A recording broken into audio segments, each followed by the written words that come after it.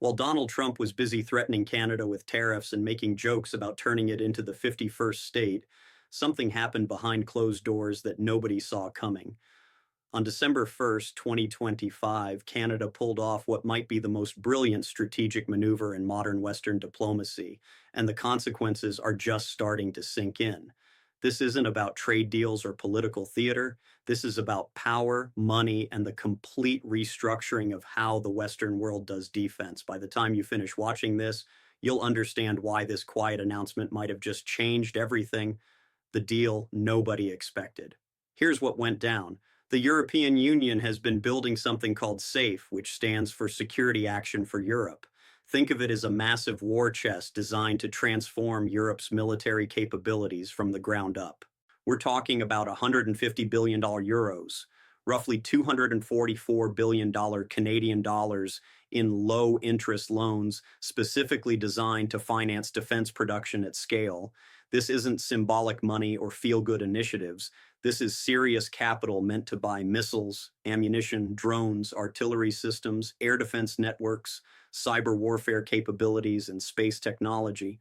Europe looked at Russia's aggression, looked at America's increasingly unpredictable commitment to NATO, and decided they needed to be able to defend themselves. SAFE is the financial engine powering that transformation with a target date of 2030 to have everything operational. Now, here's where it gets interesting. SAFE was designed exclusively for European Union member states. The United Kingdom tried to get in after Brexit and got rejected. Australia lobbied for access and didn't qualify. Even the United States, Europe's traditional security partner and the world's largest military power, remains completely outside this framework. But Canada just became the first and only non-European country ever admitted into this exclusive club. Let that sink in for a second. In the most significant European defense initiative since the Cold War, the only outside nation with a seat at the table is Canada. Not America, not Britain, Canada. Why this changes everything. To understand why this is such a big deal, you need to know where Canada was before this happened. For decades, more than 70% of Canadian defense spending flowed straight to the United States. Canadian manufacturers built components for American weapons systems. Canadian procurement followed American standards. The entire defense ecosystem north of the border revolved around one gravitational center, and that center was Washington. Canada was basically locked into a single supplier relationship for almost everything related to national security, which meant they had zero leverage and zero alternatives if things went sideways. And things have been going sideways. Donald Trump spent his first term and now his second term threatening Canada with tariffs, calling them trade cheaters, suggesting they should become part of America, and generally treating the country like a hostile neighbor rather than the closest ally the United States has ever had. In early 2025, Trump imposed 25% tariffs on most Canadian goods, then threatened to increase them even higher. He went after Canadian lumber, dairy, steel, aluminum, and cars, saying he would essentially shut down Canada's entire automobile industry if they didn't bend to his demands. By July 2025, after Canada backed Palestinian statehood, Trump escalated again, threatening 35% tariffs on everything. This wasn't normal trade negotiation. This was economic warfare against America's largest trading partner and next-door neighbor. But here's what makes the timing even more remarkable. In January 2025, Justin Trudeau announced he was resigning as Prime Minister after nearly a decade in power, largely because Canadians were fed up with his handling of the Trump situation and the country's economic problems. The Liberal Party was polling 26 points behind the opposition Conservatives and looked headed for complete annihilation in the next election. Then Mark Carney entered the race. Carney wasn't a typical politician. He was the former governor of both the Bank of Canada and the Bank of England, one of the most respected financial minds in the world. He won the Liberal leadership with an overwhelming 9% of the vote in March 2025, and immediately took over as Prime Minister. His message was simple. Canada needed to stand up to American bullying, diversify its relationships, and stop being dependent on one unpredictable partner. And then Carney did something that caught everyone off guard. Back in June 2025, just 3 months after taking office, He quietly signed a security and defense partnership with the European Union. Most people didn't pay much attention because it looked like another diplomatic formality, the kind of thing leaders do for photo ops. But that agreement was actually the first step towards something much bigger. It laid the groundwork for Canada to join SAFE. And by December 2025, the deal was done. Canada was in. Negotiations concluded, access secured. What Canada actually won. So, what does Canada get out of this arrangement? First, Canadian defense companies now have direct access to participate in $150 billion worth of defense projects across 27 European countries. That's not just export opportunities or one-off contracts. That's integration into the core European defense supply chain for the next several decades. When Poland needs missiles, when Germany needs drones, when France needs ammunition, Canadian companies can now compete for those contracts on nearly equal footing with European firms. Second, and this is critical, Canada negotiated exemptions from the normal rules. Under SAFE guidelines, joint projects typically require at least 65% of components to be produced within EU member states. That's a massive barrier for any outside supplier trying to break into the European market, but reports indicate Canada secured exemptions allowing Canadian firms to contribute up to 80% of a system's value in specific high demand categories. We're talking about drones, counter drone systems, missile components, ammunition production, sensors, and cyber capabilities. Areas where Canada has developed serious expertise but historically couldn't sell into Europe because of content requirements. Third, this isn't just about selling products. Canadian companies can now access the same low interest EU backed financing that European firms use. The European Union borrows money on global markets using its ADA credit rating, which means they get incredibly favorable terms. They then lend those funds to participating governments essentially at cost, which accelerates procurement timelines and removes financing uncertainty for Canadian manufacturers. This creates predictable long-term production schedules that allow them to invest in facilities, hire workers, and build industrial capacity that takes decades to develop. There's even an entry fee to join SAFE, though the exact amount hasn't been disclosed publicly, which gives Canadian firms an even larger share of the financing pool. Fourth, Canada is establishing a new defense investment agency specifically to manage SAFE participation. This agency will centralize approvals, cut through red tape, and coordinate between Canadian companies and European procurement officials. That's a permanent institutional structure designed to facilitate billions of dollars in transactions over the next 30 to 45 years. This isn't a short-term trade agreement that expires after one election cycle. This is a multi-generational commitment, the geopolitical shockwave. Let's talk about what this actually means for the global power structure, because the implications go way beyond defense contracts. For the entire post-World War II era, the Western alliance system has been built around one central pillar, American security guarantees. European countries underfunded their militaries because they assumed the United States would always protect them. Canada did the same thing. NATO had a target of 2% of GDP spent on defense, but Canada routinely spent only about 3% to 4%, 4%, making it one of the worst performers in the alliance. Critics called Canada a free rider, a country exploiting American power while investing its money elsewhere. But what happens when that American security guarantee starts to look unreliable? What happens when the US president openly questions whether NATO is worth defending, threatens allies with tariffs, and suggests annexing neighboring countries? European leaders looked at that situation and decided they couldn't afford to depend entirely on Washington anymore. That's why they created SAFE, that's why they're rearming, and that's why they invited Canada to join them. Think about the message this sends. The European Union, representing 27 democracies in the world's second largest economy, looked around for a reliable partner to help build its defense industry and chose Canada over everyone else. They didn't pick Australia, even though it's part of the Five Eyes Intelligence Alliance. They didn't pick Japan or South Korea, even though both are major American allies in Asia.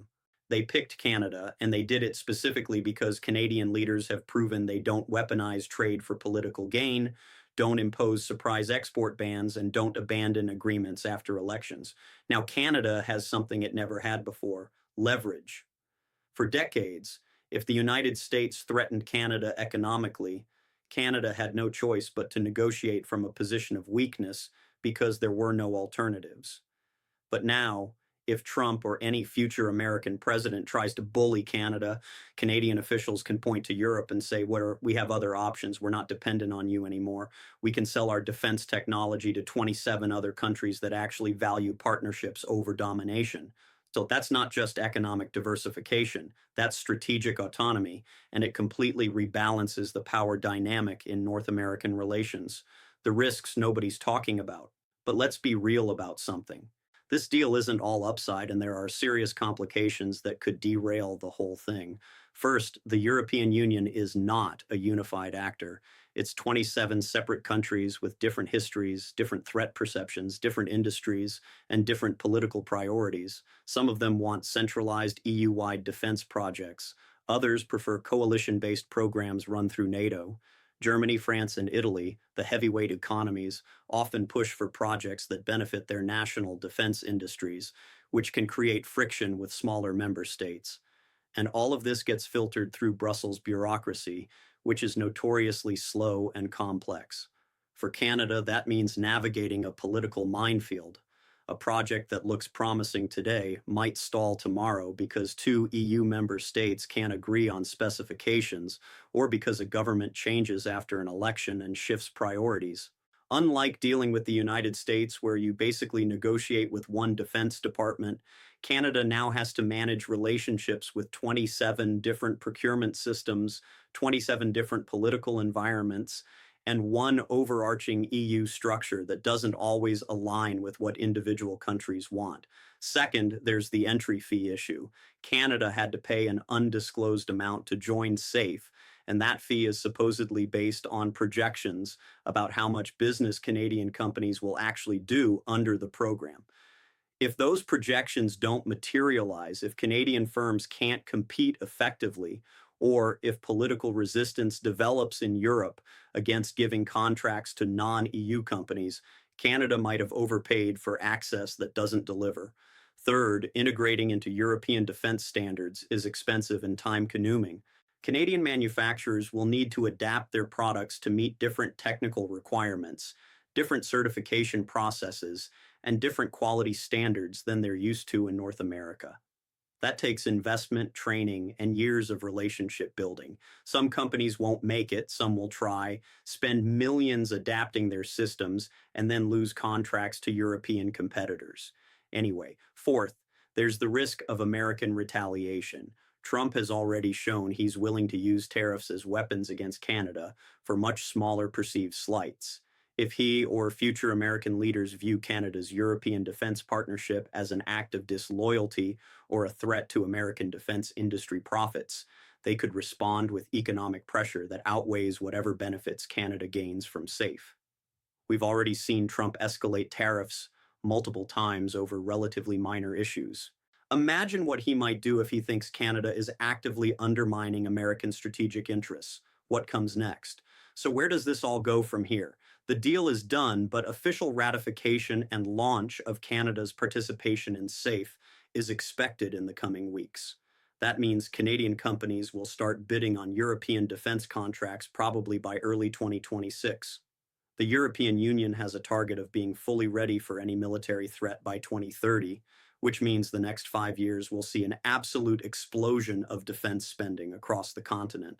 We're talking about over $1 trillion in total defense investments when you add up SAFE loans, plus national budgets, plus the broader REARM Europe plan. Canada's Defense Investment Agency will be the coordination hub managing all of this. They'll review which projects Canadian companies should target, facilitate approvals, and ensure that Canadian industry actually captures a meaningful share of that trillion-euro opportunity. If they execute well, this could transform Canada's entire industrial base, not just defense. The technologies developed for military applications, advanced sensors, secure communications, drone systems, materials science, artificial intelligence. All of that spills over into civilian sectors. Countries that master defense technology historically leverage it into broader economic leadership. But the bigger question is how the United States responds. So far, there's been relatively little public comment from Washington about Canada joining SAFE, possibly because the Trump administration has been distracted by other issues, or possibly because they don't fully understand the implications yet. But at some point, American defense contractors are going to realize that Canada just gained access to a massive market that they're shut out of. At some point, American political leaders are going to realize that their closest ally just made a strategic bet on Europe over America. When that realization hits, things could get very uncomfortable very quickly. There's also the question of what this means for other countries. If Canada can join SAFE, why not Australia? Why not Japan? Why not South Korea? Are we watching the beginning of a new Western alliance structure that's no longer centered exclusively on the United States? Some analysts think that's exactly what's happening, that we're seeing middle powers around the world hedging against American unpredictability by building alternative partnerships that don't depend on Washington's approval. If that's true, then the Canada-EU defense deal isn't just about missiles and drones. It's about the fundamental restructuring of global power. And we're living through the early stages of that transformation right now. For Canada specifically, the biggest test will come in the next election. Mark Carney has to call a federal vote no later than October 2025, though many expect he'll do it sooner to capitalize on the Liberal Party's recent surge in polling. If Carney wins, the SAFE partnership becomes locked in for at least another 4 years, giving Canadian companies time to build real relationships and win real contracts in Europe. If he loses and the Conservatives take over, it's unclear whether they'd continue the strategy or try to repair relations with the United States by pulling back from Europe. Conservative leader Pierre Poilievre hasn't said much publicly about SAFE, which means we don't really know where he stands. What we do know is that Canada just made a huge bet on Europe's willingness and ability to defend itself independently of American leadership. They're betting that the European Union will actually follow through on its 2030 readiness targets, that SAFE financing will flow as promised, that 27 countries can coordinate effectively enough to execute trillion-euro procurement programs, and that there won't be a political backlash in Europe against giving defense contracts to a non-EU nation. Those are big assumptions. And if any of them prove wrong, Canada could end up caught between an angry United States that views them as disloyal and a European market that doesn't actually deliver the opportunities they were promised, the bottom line. But here's what's undeniable. Canada looked at decades of dependence on the United States, looked at the chaos and unpredictability of recent American politics, looked at Europe's desperate need for reliable defense partners, and made a calculated decision to diversify. They didn't announce it with dramatic press conferences or threats. They didn't burn bridges or issue ultimatums.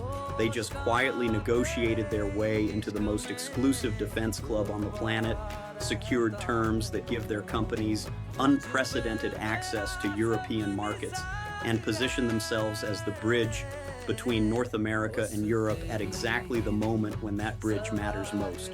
Whether this turns out to be brilliant strategy or catastrophic miscalculation won't be clear for years.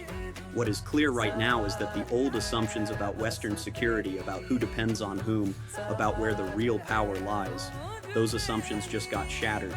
Canada isn't a minor player anymore. They're not the polite neighbor that just goes along with whatever Washington decides. They're a strategic actor with options, leverage, and the willingness to use both. And in a world where alliances are being tested, where traditional partnerships are fracturing, and where nobody knows what comes next, that might be the smartest move anyone has.